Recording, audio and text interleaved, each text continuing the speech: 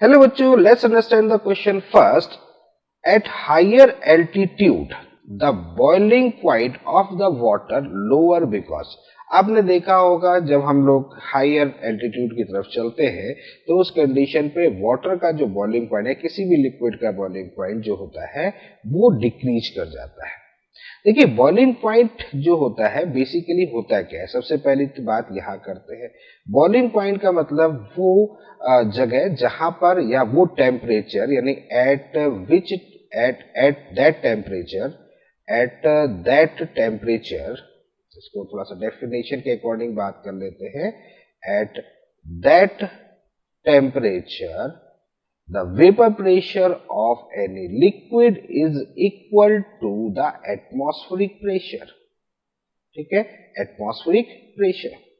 Clear, ये condition होती है.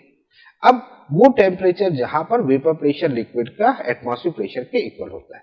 अब जैसे कि यहां पर कोई सॉल्वेंट, जैसा कि हम जानते हैं कि जब हम हायर एल्टीट्यूड की तरफ जाते हैं तो उस कंडीशन पे जो एटमॉस्फेरिक प्रेशर जो होता है वो बेसिकली हमारा डिक्रीज होता है.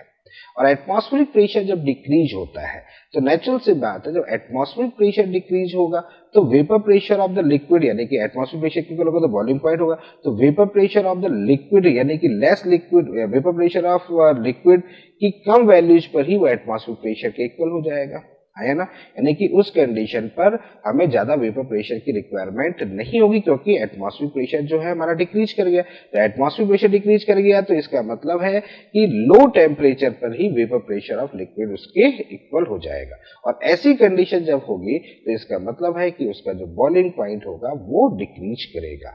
ये चीज यहाँ पर ध्यान रखिए. तो किस पर डिपेंड करता है, किसी का बॉइलिंग पॉइंट का इंक्रीज करना या किसी जगह पर बॉइलिंग पॉइंट का डिक्रीज करना डिपेंड करता है एटमॉस्फेरिक प्रेशर पर. तो यहां पर अगर हम बात करें तो एटमॉस्फेरिक प्रेशर कैसा होता है उस पर सारी बात होगी. तो एटमॉस्फेरिक प्रेशर जो होता है बेसिकली लो होता है, इसीलिए जो बॉइलिंग पॉइंट होता है वो भी हमारा लोअर हो जाता है. तो इस क्वेश्चन के लिए कौन सा ऑप्शन करेक्ट होगा, हमारा फर्स्ट ऑप्शन करेक्ट होगा. तो I hope you understand that very well. Okay, thank you, best of luck.